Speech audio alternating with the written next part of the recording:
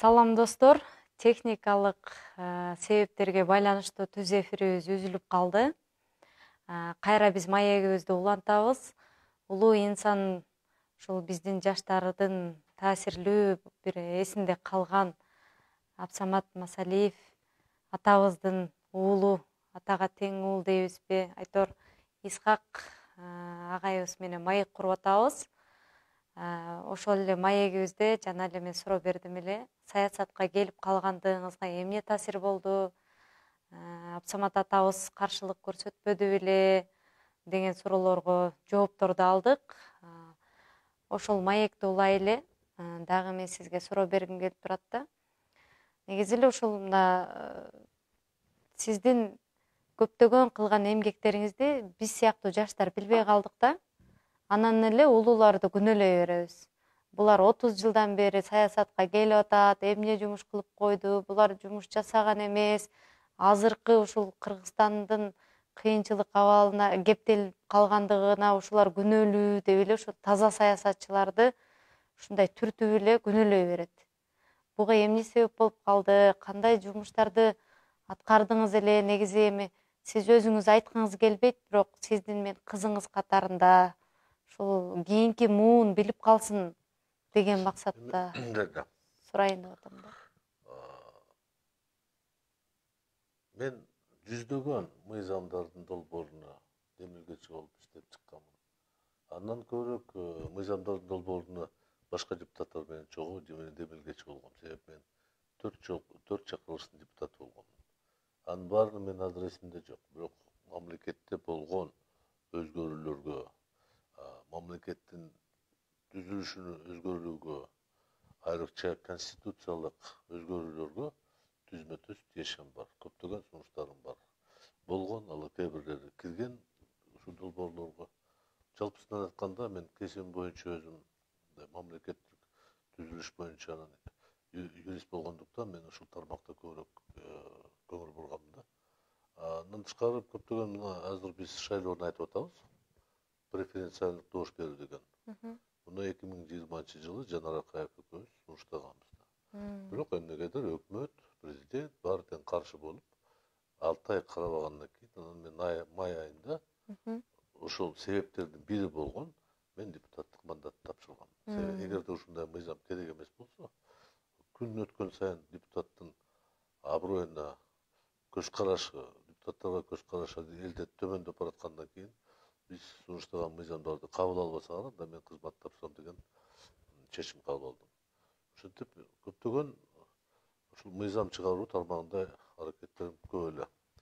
Ал эми айрым саясатчылар окушуп мен паланча көпүрөнү куруп бердим же паланча мектепти ремонттоп бердим деп мен айта албайм. Колумдан келгенче өзүм шайлоо окуума жардам бергенге аракет кылдым. Бирок ал мактана турган сөз эмес. Эң негизги депутаттын милдети мектеп куруш эмес, больница куруш эмес да. Биз депутаттар ушул курулушка шарт түзүп бергенге, ушул курулушка акча тапканга, ушул курулушту ишке ашырганга керектүү мыйзамдар иштеп чыгышыбыз керек да. Ошондо ийгиликтүү болот. Эгер сырттан келген акчаларды туура үнөндөп иштеткенде көбүрөөккө жетет. Ага мыйзам керек. Ошону көзөмөл кылыш үчүн ага мыйзам керек. Ушул тармакта мен ойлоп атам, мен бир колумдан келген аракеттерди жакшы эле жасадым. Ал эми жеке мектепти курдум, аны өкмөт курат. Больницаны өкмөт курат, анын милдети бар. Ошон үчүн ал министрлерди айлык алышат атайын. Ал эми депутаттар сессияга чакырып туруп такалап, мына мен айылымдагы мектепти бүтүр, мен айылымдагы оорукананы бүтүр деген бул элге жагымдуу болуп атат, бирок чынында айтканда ал депутаттын милдети эмес да. Бул өкмөттүн түзмө-түз милдети жана кызматы. Ооба. Сиз айтып атпайсызбы, ошол жүздөгөн мыйзамдардын киришине себепкер болгом депчи. Азыркы депутаттар мыйзам жазмак турсун, өзүнүн өмүр баянын жаза албайт да. Анан бул мындай да, Орзайым, буну депутаттарды шыбап урушкандын кажети жок. Эл баа берген ансыздыгы. Жөнөкөй эле мисалы, өткөн жылы октябрь айында өздөрүнүн мөөнөтүн 1 жылга узарткан. Бул эч кандай акыл сыйбайт да. Мыйзамга дал келбейт. Бул конституцияда мүмкүнчүлүк бербейт. Бирок узартып коюшту, иштеп атат, айлык алып атышат. Ийгиликтүү иштеп атат, азыр көбү шайлоого чыгып атат. Мен мындай кылдым, тигиндей кылдым деп. Депутаттар эми тилекке каршы бул 30 жылдын ичинде барып депутаттардын сапаты төмөндөп баратат. Бул турган иш. Мен жаш кезимде эсимде бар, депутаттар болгондо булар же райондун жетекчиси болгон, же бир колхоздун, же совхоздун директору болчу. Көп эмгектенип, тепкичтерден өткөн адамдар болчу. Алар экономика деген түшүнөт эле эмне, кайсы мыйзам кандай таасир берет, баары түшүнүктөр бар. Азыр андай талап болбой калды. Кээ бир учурда мен оюмда да бир диплому жок деле депутат болгондо, эми диплом ал көрсөткүч эмес. Азыркы депутаттардын көбүндө 2ден диплом бар. Бирок сиз айткандай, мыйзамды жазып бер же мыйзамды окуп бер дегенде бир аз кыйналып калышат да. Ал эми талкууну таптакыр оор жумуш болот да. Ошондуктан элдин арасында биринчиден элибиз өзүбүз шайлап коебуз. Экинчиден кийин өкүнүп атабыз. Бул каяктан келип калды балдар деп. Балдар асмандан түшкөн жок да, кыздар асмандан түшкөн жок да. Ошол күлкү болгон акыркы учурда эми бул жакшы эмес, бирок элдин оозунда тамашакой депутаттар болгондон кийин алар өзүбүздүн балдарыбыз, өзүбүздүн кыздарыбыз да. Кандай бир жолдор менен келип калган депутаттыкка. Кээ бирлерди мындай батырлык үчүн шайлаган, кээ бирлердики жердешчилик үчүн шайлаган, бирөөлөр акча берип өткөн. Ар бир өзүнүн керектүү жумушун аткарган да. Бирок жалпы жогорку кеңештин аброюна чоң шек келтирип атат. Жогорку кеңеш мындай иштей турган мамлекеттик эң жогорку даражадагы орган болбой калды да. Ошондуктан сиз туура айтып атасыз, айрым депутаттар даяр эмес болду да. Мен кээде ойлоп атам, балким депутат болуш үчүн кандай бир талапты кошумча кылсакпы. Сөзсүз мамлекеттик кызматта иштесин же муниципалдык кызматта иштесин деп карап көрүш керек. Аны эгерде эл ишеним көрсөтсө, ошол багытта иштеп чыгыш керек мыйзамды. Депутат, жогорку кеңештин депутаты боло турган адам кандай бир тажрыйбасы болуш керек деген талап коюшубуз керек да. Жок дегенде кичине мындай иштеп, биздин каражатыбыз кандай топтолот, кандай чыгаша болот деп, өкмөт эмне, өкмөт деген эмне, президент деген эмне, депутаттын милдети баары түшүнүктүрүп барса, мен ойлоп атам, бир аз убакыттан кийин жогорку кеңешке анча-мынча капчыгы калың байлар барбай калат, кызыкпай калат да. Ал жерде жумуш орган болуш керек да. Күнү-түнү иштей турган орган болуш керек. Ал өкмөттүн ордуна турбаш керек, президенттин ордуна турбаш керек. Ал өзүнүн милдетин так аткарыш керек. Ошондо мен ойлойм, бир топ нерсе ордуна келет да. Негизи былтыркы шайлоодо дагы Кыргызстан Коммунисттер партиясы менен биргеликте мына бүгүт иштеринде жүргөнсүздөр, ушу партия менен биргеликте шайлоого бардыңыздар да. Былтыркы шайлоодон быйылкы шайлоонун айырмачылыгы кандай болуп атат? Негизи мага бир өзгөчө таасирлерди калтырып атат да. Анан сиз кандай өзгөчөлүктөрүн айта алат элеңиз? Өзгөчөлүгү бар. Биринчи өзгөчөлүк мурунку президент, өткөн жылда октябрга чейин болгон президент шайлоону кандай эркиндикке чыгарып койгон, көзөмөл кылган жок. Анын жакындары, анын кошуматчылары эки топ түзө коюп, партия деп, Кыргызстандагы шайлоочуларды кыйнаппы, алдаппы, мактаппы, тактаппы чыгылып 91 мандат 120 алып алышты. Анын жыйынтыгы Ала Тоо аянтта 10 миңден ашык адамдар жыйналып, нааразычылык айтты. Бир гана талап болчу да, ошондо сен шайлоону жокко чыгарган, кайра экинчи тур дайындап кой, берки эки партияны алып чыкта, сага талап жок дегенде. Бирок ал эмнегедир ал кадамга барган жок, жыйынтыгында өзү да кызматсыз калды да, өз ыктыяры менен жазып кеткен президент. Быйылкы шайлоо бир аз башкачараак болду. Анын ордуна келген жигитибиз командасы деп коелу, алар каалабайбы таза шайлоо өткөрүш керек. Азыр жарыялап атат. Биз ар бир кызматкерди эгерде аралашса чара колдонобуз дейт. Ар бир акимди, губернаторду ордуна коебуз деп сөз берип атышат. Ал чындыгында ишке ашабы ашпайбы, мен билбейм. Бирок ишенгим келип атат да. Бир нерсени байкадым, мына сен сөздүн башында айттың, биз 4 күндөн бери кыдырып атабыз. Шайлоочулардын көзүнө карап, жүрүшүнө карап, сөзүнө карап бир аз ишенич пайда болду. Чын эле бир аз эркиндик болду. Мен сезип атам аны. Канчалык деңгээлде ал оппозициячыл же өкмөттүн же бийликке караштуу партияларга добуш берет, ал башка кеп. Бирок мен ойлоп атам, бүтүн Кыргызстан өткөн жылдагы алган добушунан кем эмес, анан да көбүрөөк алат да. Себеби бир жылдагы болгон бир аз жакшы жакка эмес жылыштар шайлоочуну кичине мындай калыстыкка чакырат да. Экинчиден, жанагы сатып алуу деген процессти эгерде бийлик токтото алса, анда бир топ жарандарыбыз шайлоого келбей коет да. Эми ал келбейби, ал бүтүн Кыргызстандын шайлоочулары эмес. Алар баягы тамашалап айткандай эркин жүргөн шайлоочулар, кааласа сатат, кааласа сатпайт дегендер да. Эми тилекке каршы турмушта ушундай экен да. Бирок мен айтып кетким келип атат, эч качан мен бирде шайлоочуну күнөөлөгүм келбейт, сен дошуңду саттың деп. Бул чоң күнөө.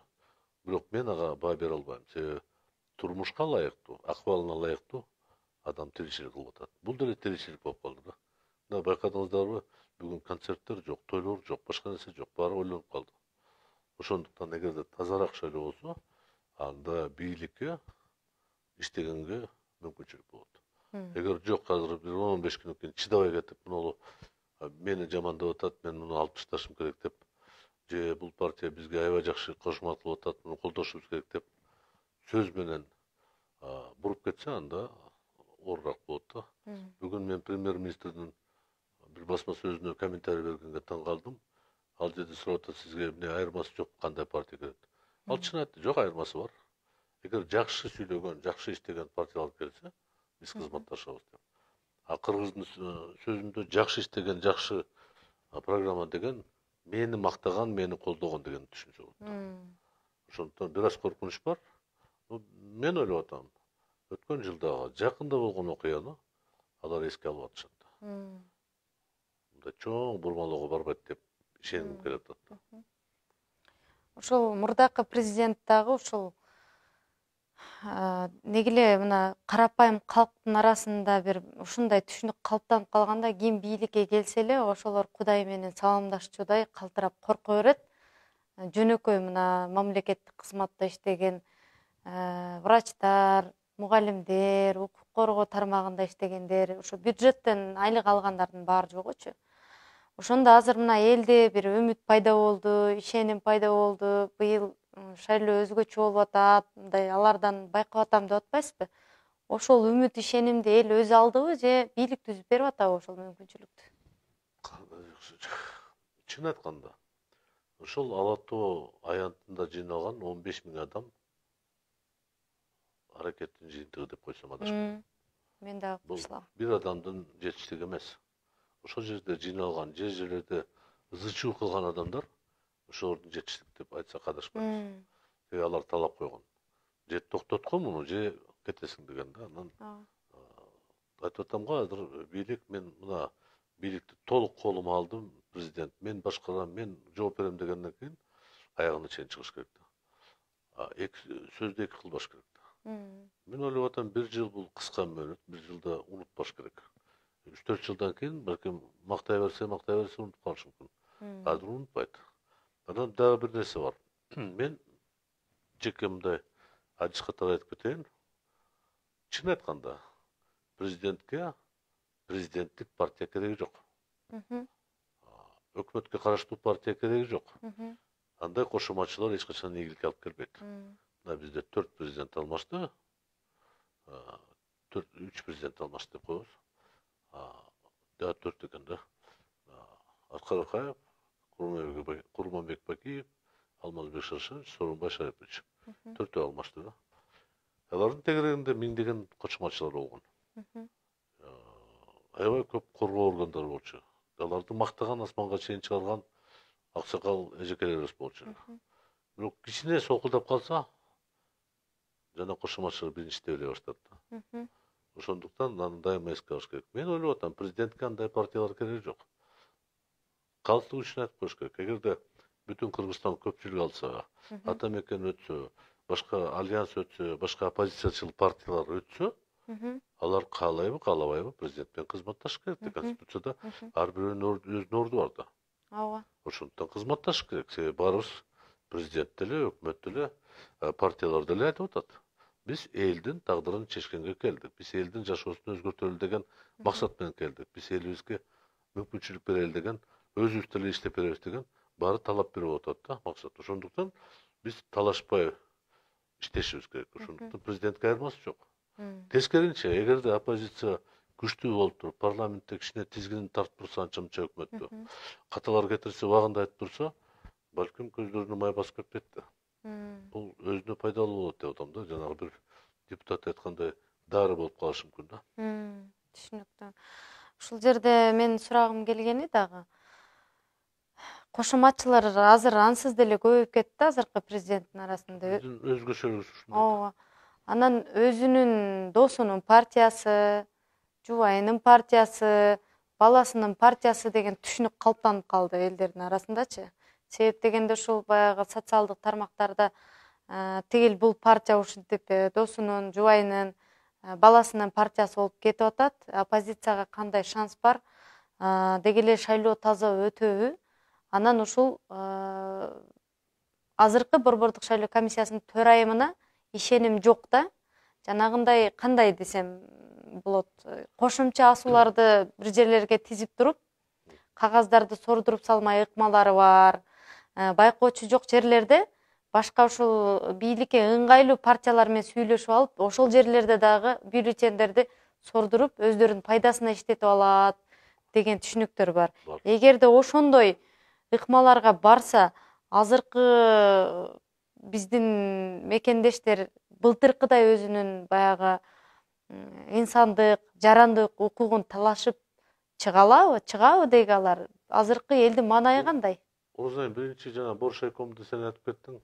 Ошолор бурмалайт. Чын айтканда, галстук үчүн мен мактагым келбей атат. Боршайком бул аябай кошоматчы орган. Илгертен бери болгон. Өлкө башчы эмне десе ошо кылат эле да. Бирок эң негизги бурмалоо Боршайкомдо эмес. Эң негизги бурмалоо жергиликтүү участкалык комиссияларда болот. Өзүбүздүн карындаштарыбыз, кыздарыбыз, балдарыбыз иштеген комиссияда болот. Жанагы проценттерди көбөйткөн, төмөндөткөн, бурмалаган ошол жерде болот. Ал Боршайком болсо аны бекитет да. Ошондуктан ал жерде Боршайкомдун орду анча деле эмес. Ал бир гана учурда жанагы каталар кетиргенде бирөөгө белек берди, бирөө мыйзам бузду, ошо караганда алар кандай бир милдетти аткарат. Өткөн шайлоодо эсиңерде барбы? Бүтүн Кыргызстанды алып таштайбыз деп. Бирөө айтып коюптур, акча сурап дептир, ошо дептир менен эле алып таштаган. Бирок тилекке каршы кийин эл жыйналып бир аз наразычылык көрсөткөндө акылы жетти, токтотуп коюшту. Ошондой учурда Боршайком кичине аша чабат. Ал эми калганы биз баары бизде. Эми сиз айткандай, эгерде шайлоо комиссиялар мындай ачык, одоно түрдө бузса мыйзамды, биз билип турабыз, бул жерде мисалы үчүн келген 1000 адамдан көпчүлүк бул партияга берди деп билип турабыз, жамаат билет ал жерде. Шаарда анча эмес, бирок айылда билишет да. Анын эртеси күнү жыйынтыгы башкача чыкса, мен кепилдик берем, эл жөн отурбайт. Айрыкча жанагы айрым партиялар аларды дошторун жоготуп койсо, башка нерсе болсо, анда эл жөн отурбайт да. Ошондуктан көтөрүлөбү, көтөрүлбөйбү? Мен ойлоп атам, жеңил эле көтөрүлөт. Себеби азыркы бийликти колдогон адамдарда эле аларда үмүт бар да. Жөнөкөй адамдарда айтам. Мен кошумачаны айткан жокмун да. Жөнөкөй адамдар январь айында Садыр Жапаровго дош бергендер, кийин апрелдеги референдумду колдогондор, аларда эле үмүтү бар да. Эми жакшыраак, тазараак болот деп. Эгерде бурмалоо болсо, алар да айтат, андай болбойт бул. Алмаштырсак баягы эле болуп атат деп. Алмаштырыш кыргыздарда оңой эле болуп калыптыр да. 10 000 адам жыйналса, президенттер адаттагыдай кача турган адат бар экен да бизде. Эмнеге качып атат, мен билбейм. Демек, жооп бере турган иш бар окшойт да. Ошондуктан андай коркунуч бар, ал оңой эле болот.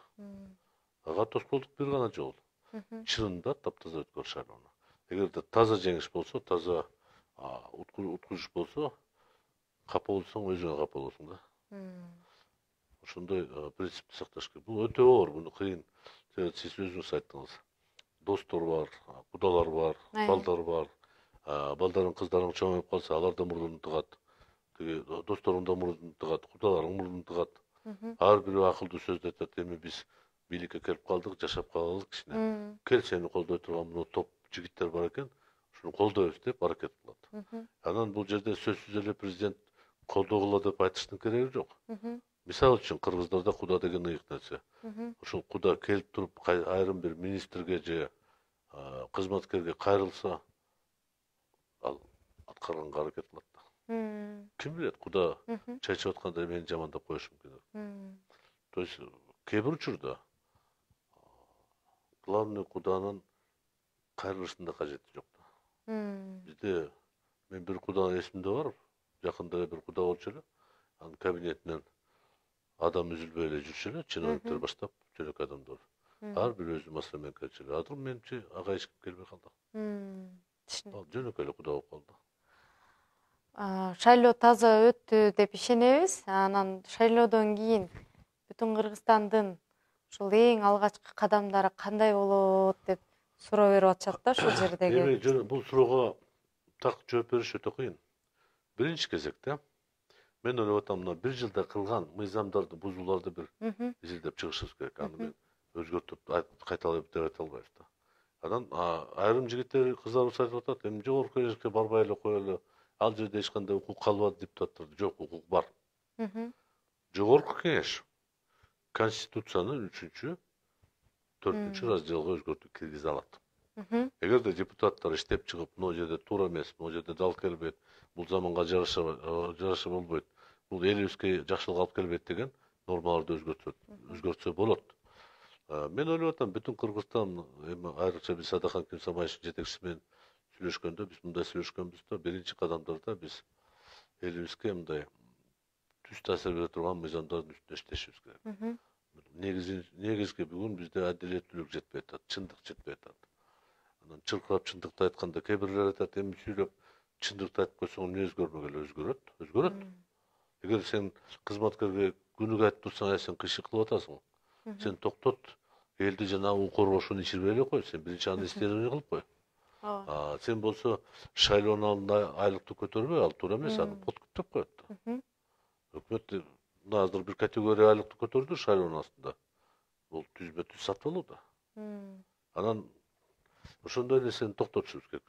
Эгер айлык көтөрүү болсо, анда биз аны 5 жылдык алдын ала план бекитип туруп, андан көрө 5%дан жыл сайын көтөргөн ушундай принципке өтүшүбүз керек да. Анда шайлоого байланыш болбойт. Мен көтөрүп бердим деп Акылбек Жапаров мактанбайт. Мен дагы көтөрүп бердим, дагы бирөө мактанбайт да. Бул мамлекет мыйзам чегинде бекитилген норма деп коет. Жыл сайын эми баары кымбаттап атат. Бир жылдын ичинде тамак аш кымбаттап кетти. Кээ бир тармактар вообще асманга чыгып кетти. Эгерде бизде гарантированный мындай мынча пайызга айлыкты индексация болот деп койсок, анда биздин жарандарыбыз бир аз болсо жеңилирээк көтөрөт да. Туура келбейт, ал өсүшүнө теңей албайбыз, бирок бир аз болсо да көтөрүшүбүз керек. Ошондой мыйзамдарды биз иштеп чыгышыбыз керек. Биринчи кезекте мен ойлоп атам, биз мамлекетте бир чоң программа, кыска, но түшүнүктүү программа иштеп чыгышыбыз керек. Бардык бийлик тармактары кызматташуу программасы болуш керек. Президенттик программа эмес, премьердик эмес, жогорку кеңештик эмес. Жалпы мамлекеттик башкарган органдардын программасы болуш керек. Ушул багытта иштесек, менимче, бир аз элибизди ынтымакка чакырмакпыз да. Эгер жок, жогорку кеңешке барып, жана вице-премьер айткандай, жерди тиресеңер да биз кыйбайбыз деген андай көз караш бир аз бала адашкан болуп деп эсептейм да. Андай сүйлөбөш керек эч качан. Ар бир депутат бул элдин өкүлү. Элдин өкүлүнө мындай мамиле кылбаш керек да. Эгер мамлекеттик кызматкер элдин өкүлүнө мындай мамиле кылса, анда жөнөкөй жаранды тогот да койбойт да. Ушул өтө мындай коркунуч болуп атат да. Ошондой нерселерге жол бербешибиз керек. Бирок ошол эле учурда биз депутаттар майдаланып кетпешибиз керек да. Но айылга мындай кыласың, тигиндей кыласың деп биз андай маселе койбошубуз керек да. Мен ойлоп атам, эгер фракциянын деңгээлинде чечим кабыл алып, ушул чечимди аткаруу бийликке тапшырганда, анда мөөнөт коюп койсок, талап кылсак болот. Күнүгө эле чакырып туруп, мындай кыл деген бул чын эле аша чаптык болот да. Бир аз депутаттар өзүнүн милдетин ашып кетет, элге жаман көрүнөт. Бир тескерисинче шайлоочуга жакшы көрүнүшү мүмкүн. Бирок экономикага жана мамлекеттик башкаруу системага зыян келтирет да. Андай майдаланбаш керек. Ошондуктан ким билет эми бул мындай мен ачык айтканда бизде мамлекеттик түзүлүшү али бери бүтө элек. Биз азыр издеп атабыз азыр.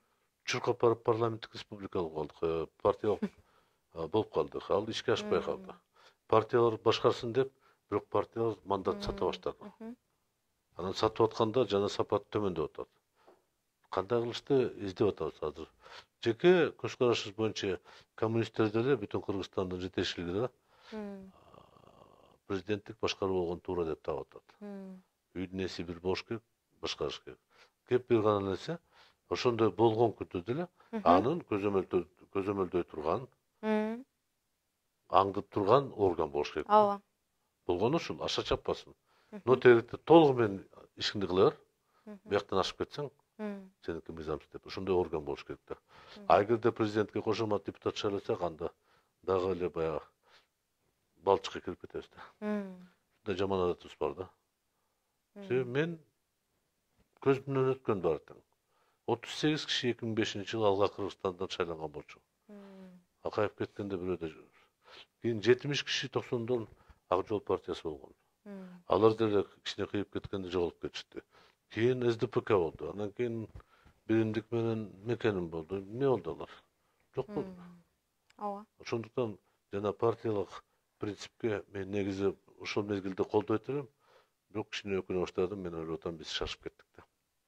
Балким 20 жылдан кийин, 30 жылдан кийин ушуга келип калабыз. Эң негизи качан биздин шайлоочуларыбыздын көңүлү бир аз тогураак болгондо, курсагы бир аз тогураак болгондо, келечекти көрүп калганда, ошондо жана Батыш Европадагы принциптерди киргизсек болот да.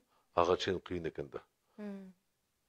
Эгерде 30% жашы жеткен калкыбыз чет өлкөдө жүрсө, анан 700 миң пенсионер болсо, 170 миң жумушсуз болсо, биз каяктагы өнүккөн демократияны алып келгенибиз ордун таппай калат да.